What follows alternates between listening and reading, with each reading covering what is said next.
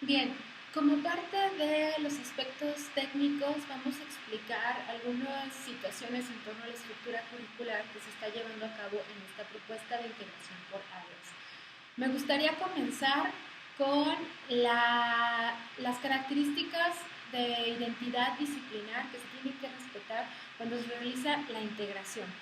para después pasar a algunos datos de cómo también estas características nos van a marcar el nivel de integración de las áreas y después hablar de algunas propuestas en torno a las modificaciones curriculares que han ocurrido en la historia del currículum en las últimas décadas y cómo hoy en día se están planteando los aprendizajes esperados, hacer el análisis de las frases que plantean los aprendizajes esperados y hablar finalmente de cómo se generaron los organizadores curriculares, el nivel inicial, el nivel avanzado en esta propuesta y dar un conjunto de ideas para cuando realicemos la revisión entre pares, que es la siguiente etapa.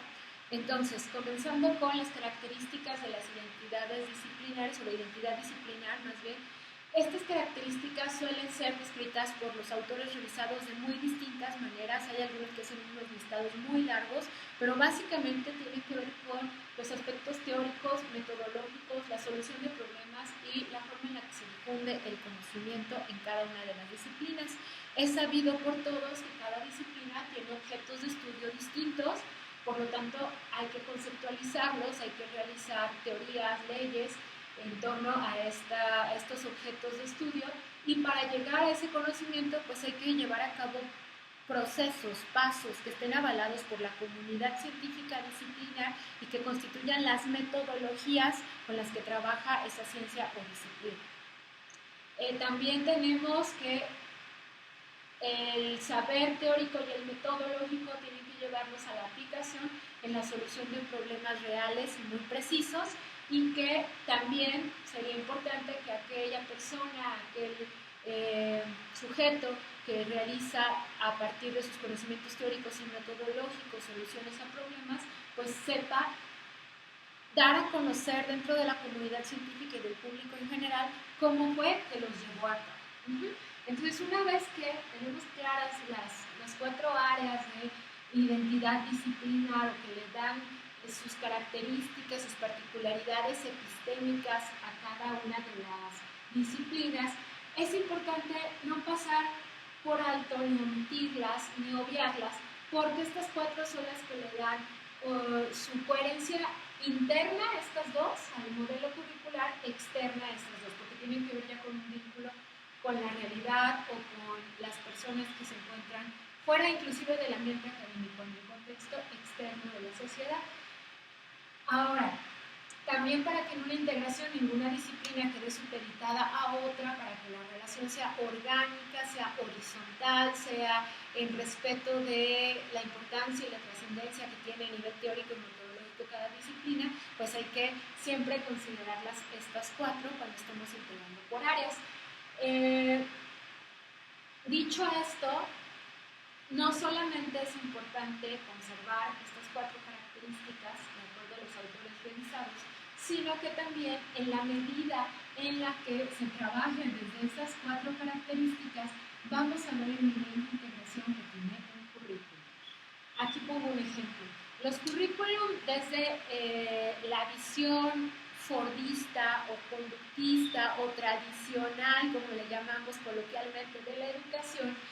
abordan desde la perspectiva disciplinar, separada cada una de las disciplinas, abordan los conocimientos teóricos y metodológicos. Y aquí voy a poner otra vez un ejemplo muy burdo, muy simplista, pero que puede favorecer la comprensión de todos de este aspecto teórico y metodológico. El alumno puede ser que nos describa qué es una escoba y que inclusive nos diga los tipos de escobas que existen. Nos puede dar toda una monografía, toda una exposición teórica sobre el concepto escoba. Y también nos puede hablar de cómo barrer, nos puede decir los pasos a seguir para llevar a cabo una limpieza del suelo de una habitación o de un lugar. Pero esto no significa que sepa barrer y dejar limpio un lugar. Y tampoco significa que sea capaz de trasladarlo a distintas circunstancias para la solución de problemas, ni que sea capaz de, después de hacerlo, platicarnos cómo lo hizo y cómo realizó las adecuaciones. De tal modo que aquí hay un salto interesante e importante entre las cuestiones conceptuales y las que ya implican aplicación, acción. Los modelos curriculares que trabajan desde la fragmentación por disciplinas o desde el modelo conductista o formista o tradicional van a abarcar estos dos aspectos y tienen sus motivos y así han funcionado perfectamente bien. En el mejor de los casos, los egresados salen bien preparados en saber los contenidos y los procedimientos. De ello a que puedan verdaderamente aplicarlos, tomar acción, transformar su realidad y alimentar el cuerpo teórico de su disciplina, platicando o difundiendo cómo fue que lograron esos avances. Bueno, pues ahí hay un salto importante, porque aquí ya estaríamos llegando a nivel metacognición. De tal modo que cuando una propuesta curricular está buscando hacer más integrada su experiencia de aprendizaje, está buscando que las disciplinas ya no estén separadas, fragmentadas, y que ya hemos hablado en videos pasados que las circunstancias, las condiciones del mundo actual, los fines, los propósitos, el para qué de la educación, cada día va más encaminado a que el alumno pues pueda tomar acción, y no nada más sea un sabelotodo a nivel conceptual, sino que además pueda con ello llevar a la aplicación. Entonces, la aplicación pues en función de situaciones reales, ¿verdad? Que transforme para bien su contexto y el mundo. Entonces, vamos a hablar de un ejemplo de integración, que es el que ha llevado a cabo Margarita Panza, que es de las grandes teóricas en estas propuestas de integración, y que además pues ha diseñado el modelo, el plan modular. Ahora, pensemos en una de las grandes críticas que le hacen al plan modular. El plan modular se situaría en los niveles más altos de integración curricular. O sea, las fronteras entre disciplinas están desdibujadas. Ya lo que importa es solucionar problemas. Pongamos un ejemplo para comprender por qué se le critica tanto al plan modular o cuál es uno de los talones de Aquiles del plan modular. Pensemos en la UAM Xochimilco y tratemos de imaginar a un estudiante de medicina en la UAM Xochimilco que estudia bajo el plan modular y que se le requiere dar solución a problemas. ¿Cuáles serían los problemas con los que tiene que lidiar un estudiante de medicina o un médico? Pues desde luego que están implicadas situaciones de enfermedad de pacientes. ¿Cómo le daríamos solución a una persona enferma si no tenemos un buen dominio teórico y metodológico a nivel conceptual? Aunque tengamos las mejores intenciones de acción, de aplicación, no nos vamos a poner a experimentar con el paciente, porque son muchas las cuestiones bioéticas que hay que considerar, sobre todo en una ciencia como la medicina. En todas, pero sobre todo aquí en la medicina, porque son más evidentes que nunca, porque es la vida de las personas y su salud. De tal modo que se le ha criticado el plan modular que si no consigue primero tener un buen dominio teórico y metodológico el alumno, entonces no va a lograr aplicar esos conocimientos en la solución de problemas. No se puede dar al mismo tiempo todo esto, sino que se sugiere que primero hay un momento de formación conceptual para luego pasar al momento de aplicación en la realidad. De tal modo que si estamos presumiendo de una propuesta de integración, a lo mejor no vamos a estar en este nivel de integración del plan modular, pero tal vez sí estamos llegando, y así lo describe la literatura revisada, tal vez estamos llegando a un nivel de agrupación de disciplinas. Quiero que este término de agrupación quede como muy claro, porque es el nivel de integración que estamos proponiendo. Ahora, si nuestro nivel es la agrupación, de todas formas ya no se puede quedar en términos teóricos, metodológicos de carácter conceptual, ya tiene que comenzar a ejercitar la acción y la aplicación. Ahora, procedamos a un poquito de la historia del currículum. Colcaut hace un recuento muy rápido y nos dice cómo el currículum ha sufrido modificaciones desde los griegos, los romanos, el Renacimiento, la Revolución Francesa, hasta llegar al Fordismo. Pero esas modificaciones han sido, la verdad, que muy pocas, porque se seguía trabajando hasta entonces con modelos disciplinares y de carácter en gran medida conceptual, para preparar a las personas a involucrarse en las cuestiones sociales, laborales, profesionales, en la producción, que es tan importante en términos del fordismo, y que lo importante es que sepan qué hacerlo y cómo hacerlo. Sin embargo, hoy en día, volvemos al para qué se diseñan los currículum, desde dónde se hacen las propuestas curriculares, sí se necesita que el alumno pues solucione problemas en distintos contextos y transfiera el conocimiento a distintas circunstancias. Entonces se ha propuesto que se concentre más en la acción que en el tema, que en lo teórico. Por eso es que las propuestas curriculares actuales ya comienzan con un verbo en la descripción de los aprendizajes esperados. El verbo nos va a hablar o nos va a denotar una acción, y las acciones, como ya lo hemos hablado en nuestro sustento psicopedagógico, las acciones están siempre sustentadas por procesos cognitivos, al menos cuando se está construyendo el conocimiento o en términos del aprendizaje, en toda acción está implicado un proceso cognitivo. De tal modo que en la frase donde se describe un aprendizaje esperado en los currículum actuales, en las currícula actuales, se comienza con un verbo para darle protagonismo al proceso de aprendizaje, al proceso de construcción del conocimiento, es decir, al alumno. El alumno y la construcción del conocimiento es protagónico, por eso se comienza con las acciones. Y después se habla del tema o del contenido, que sería el qué, y muchas veces tiene un complemento. El complemento ya nos va a hablar de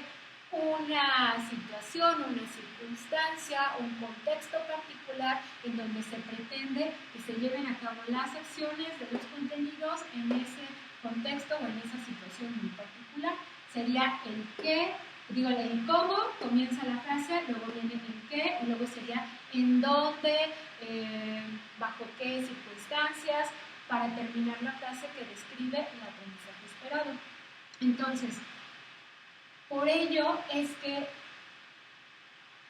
nosotros decidimos analizar los procesos cognitivos a través de los verbos con los que comienzan los aprendizajes esperados del modelo vigente,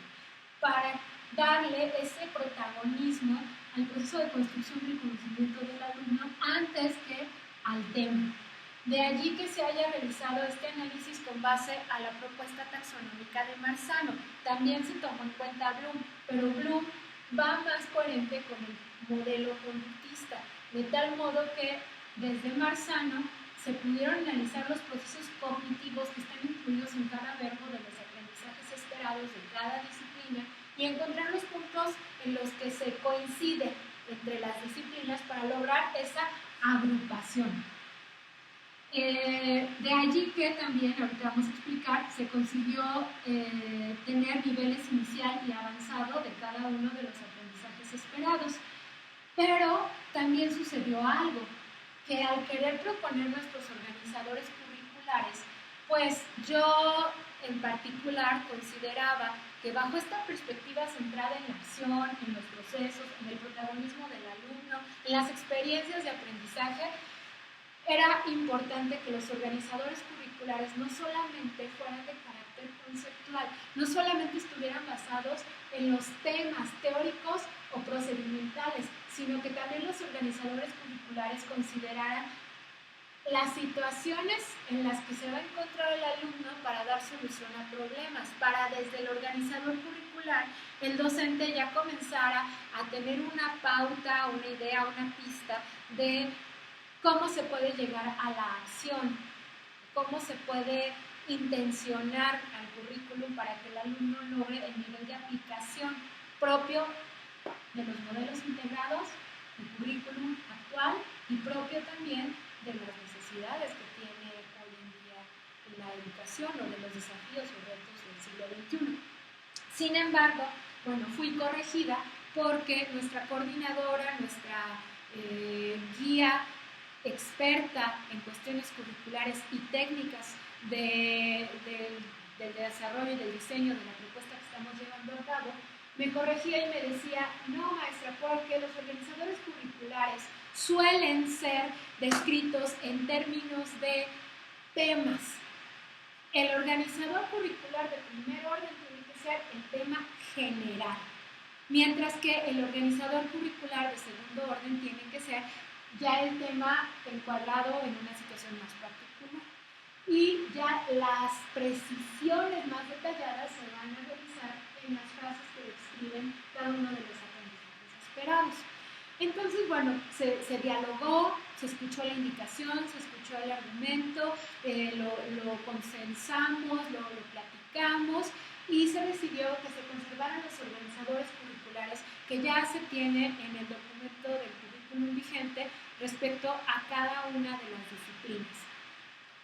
Podríamos decir que por practicidad, podríamos decir que para unificar más fácilmente, para no volver a someter a modificación, podríamos decir que porque nuestro nivel de integración es una agrupación por áreas a las disciplinas, pero no vamos a hacer una modificación sustancial en la esencia del currículum, sino una concreción. Entonces, podríamos dar todos estos argumentos, pero la verdad es que el que más pesó fue el que fuera fácil de consultar para el maestro. El docente que lo va a llevar a la práctica en el aula tuviera acceso rápido, sencillo, de una comprensión lo más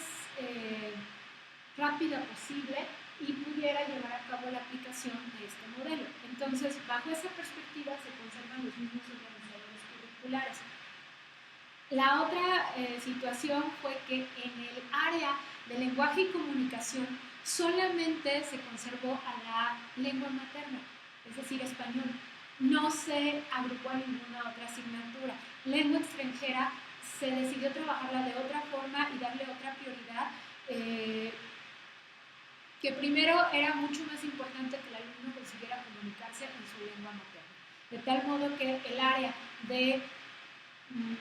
lenguaje y comunicación solamente está agrupando a lengua materna. Después vino el área de razonamiento matemático, en la cual solamente se está incluyendo a matemáticas, de tal modo que tampoco hay necesidad de modificar los organizadores curriculares que ya existen en el documento que nos rige actualmente. Después se realiza la agrupación de las ciencias naturales en el área de ciencias de la naturaleza, en donde se agrupan en secundaria, se agrupan biología, física y química, las cuales, bueno, tienen bastante en común, tanto en sus acciones como un tanto menos en sus temas, como va a ocurrir siempre que agrupemos disciplinas, van a tener más puntos de encuentro en los procesos cognitivos, en los temas, por eso son disciplinas distintas, con distintos qués, distintos objetos de estudio. Pero bueno, lo que favoreció en ciencias de la naturaleza, que en lo personal fue el área que a mí me correspondió, aunque sí había que agrupar 3 materias distintas de 3 grados distintos, ya cuentan con organizadores curriculares en común en el currículum vigente, de tal modo que tampoco hubo necesidad de modificar los organizadores curriculares. Y el área de conocimiento de la vida en sociedad,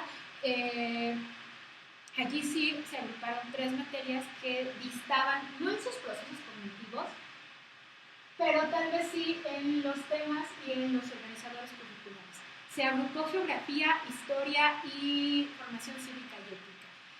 Geografía se decide que se vaya al área de vida en sociedad porque los contenidos de geografía que eran más similares a ciencias de la naturaleza ya se abordaban en ciencias de la naturaleza. Ya era redundante, ya era repetitivo volver a ver cartografía geografía o sistema solar, cuando ya se había visto en física, en biología, en química, en estos mismos tópicos. Y por otro lado, iba a ser una carga de más de 3 disciplinas en una sola área, mientras que en otra iba a estar de alguna forma descargada con menos disciplinas. Entonces, como los contenidos de geografía, la mayoría los consideramos del área de sociales, entonces lo dirigimos a vida en sociedad y de esa forma quedó agrupada geografía, historia, formación cívica y ética, enfrentándonos a la dificultad de que sí son organizadores curriculares distintos. Fue la única área en donde se tuvieron que agrupar organizadores curriculares distintos. No se modificaron, no se integraron, no se unificaron los organizadores de estas tres áreas, se agruparon, se reunieron y ese fue su nivel de integración. Y ya dijimos cuáles fueron los argumentos, siempre para facilitarle al docente la comprensión y la operación. Bien, hasta allí entonces ya tenemos bastantes situaciones de la estructura curricular y ya solamente quiero dirigirme al tema de lo inicial y lo avanzado. Al realizar el análisis de Marzano nos percatamos que existen algunos verbos. Él hace una clasificación de 5 o de 6 tipos de verbos, pero si los tuviéramos esos 5 niveles o 6 que adaptar a 2 niveles nada más, inicial y avanzado, entonces tenemos que para Marzano hay un primer momento de contacto con el concepto o con el contenido conceptual. Ese primer contacto le permite al alumno hacer representaciones mentales del contenido que está estudiando. Por lo tanto, se queda a nivel conceptual, teórico. Aunque sean procedimientos, pero se quedan, como ya decíamos, me vas a explicar qué es una escoba, me vas a describir, me vas a identificar a la escoba y me vas a decir cómo barrer.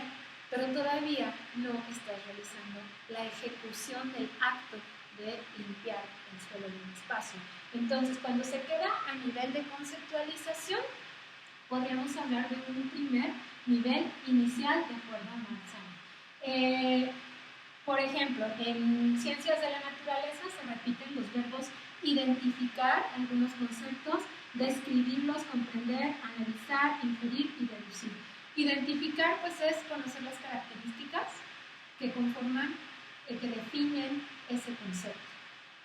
Describir sería el poder definirlo en base a esas características, el poder tener un nivel de conceptualización en donde ya puedo hablar de lo, casi de manera literal, lo que pude recibir, la información teórica que recibí de ese estudio, de ese abordaje conceptual, ya la puedo enunciar de manera literal. Después llega el nivel de comprensión, donde ya hay aspectos interpretativos, donde posiblemente ya hice mío, ya aprendí el concepto, pero entonces voy a agregarle también interpretaciones personales para que sea más significativa esa experiencia de aprendizaje, esa conceptualización. Digamos que aquí ya la estructura cognitiva del sujeto ya sufrió las modificaciones,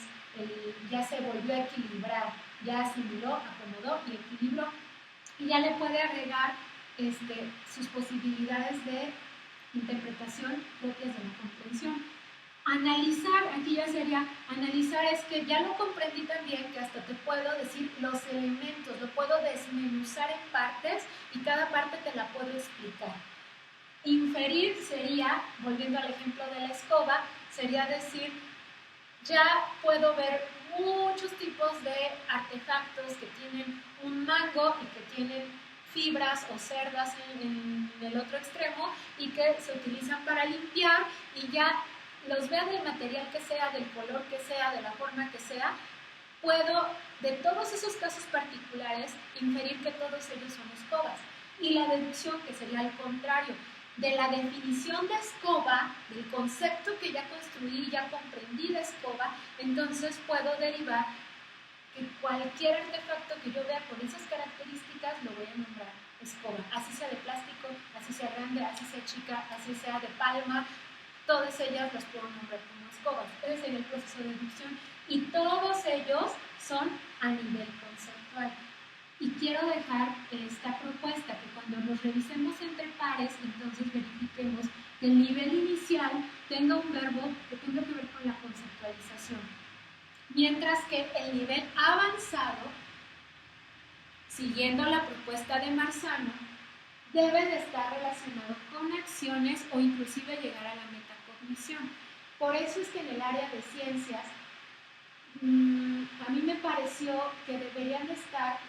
las explicaciones, que ya no es nada más describir lo que comprendí, sino que además es llevar a cabo la acción de frente a otras personas, frente a un grupo o frente a compañeros o a mi maestro, tomar la acción de utilizar el lenguaje, ya sea escrito, ya sea oral, para decir qué es una escoba y cómo se va. Entonces ya cuando estoy comenzando a tomar acciones, ya no nada más conceptualizo, ya estaríamos comenzando en el nivel avanzado. Después de explicar, puede ser que hasta haga una demostración, ya sea un experimento o ya sea una aplicación muy técnica, muy de este es el conocimiento y esta es la forma en la que podemos darle acción a los conceptos que aprendimos. Entonces aquí ya implicaría no solo conocer los pasos y la forma metodológica, sino comenzar a llevarlo a cabo. Les voy a mostrar no solo que esto es una escoba y les voy a explicar sus características y voy a decir cómo barrer, sino que además les voy a hacer una demostración aquí frente a todos de cómo se barre. Ajá. O voy a hacer un experimento, o voy a construir una escoba, o algo que ya implique tomar acción. Además voy a valorar.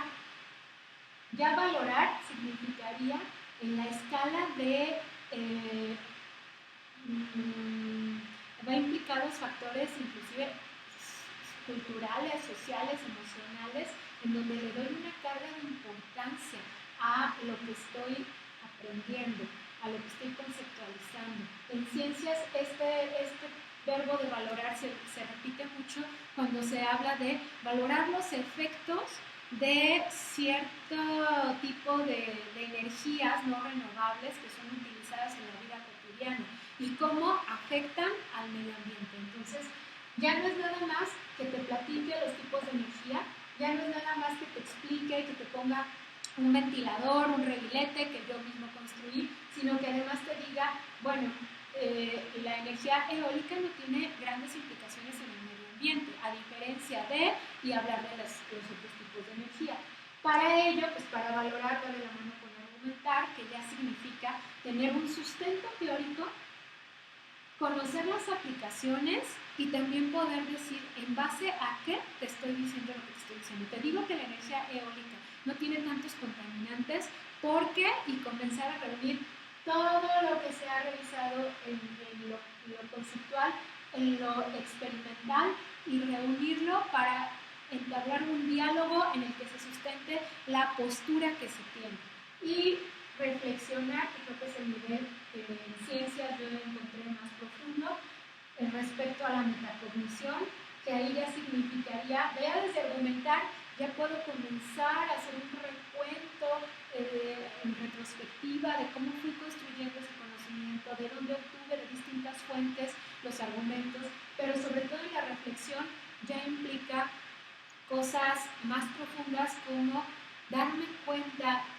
el uso que yo llevo a cabo de los recursos naturales, de las energías en mi vida diaria, cómo está repercutiendo en mi medio ambiente. El tipo de dieta que tengo, la ingesta calórica, cómo puede repercutir en mi salud y cómo las tradiciones o las costumbres o los hábitos alimenticios en mi familia van a repercutir también en la salud de mi grupo social o de mi comunidad. Bien, aquí va la propuesta. Explicado cómo llevé a cabo la distinción por verbos de nivel inicial y nivel avanzado, la propuesta al revisarnos entre pares sería para mí que más que concentrarnos en los temas, que sí, evidentemente también los temas tienen un nivel de complejidad distinto, pero básicamente el nivel de complejidad en temas va a depender del grado o del nivel. No va a ser lo mismo ver el sistema solar en primaria que verlo en secundaria. En primaria puede ser que nos diga, describe los cuerpos celestes que integran el sistema solar, mientras que al final de la secundaria hay que realizar una descripción, pero de cómo la fuerza de gravedad está influyendo en la estructura de los cuerpos celestes que integran el sistema solar, en la dinámica de estos cuerpos, en la estructura del propio sistema solar. Entonces el tema se puede ir haciendo más complejo, pero esto básicamente depende del nivel y del grado. Por lo tanto, yo sugeriría que más que concentrarnos en el tema casi se quede igual cuando hagamos el análisis entre nivel inicial y nivel avanzado, que más bien nos concentremos que la complejidad tiene que ver con las operaciones mentales, con los procesos cognitivos, por lo tanto con los verbos, y que los verbos tengan que ver en el nivel inicial con una apropiación conceptual del tema, mientras que en el nivel avanzado tenga que ver ya con la acción o con la metacognición. Esa sería mi propuesta y bueno, de esta manera concluyo algunos elementos técnicos que tienen que ver con los organizadores curriculares, con la estructura curricular y con la manera en la que se pretende llevar a cabo la revisión entre expertos. Gracias.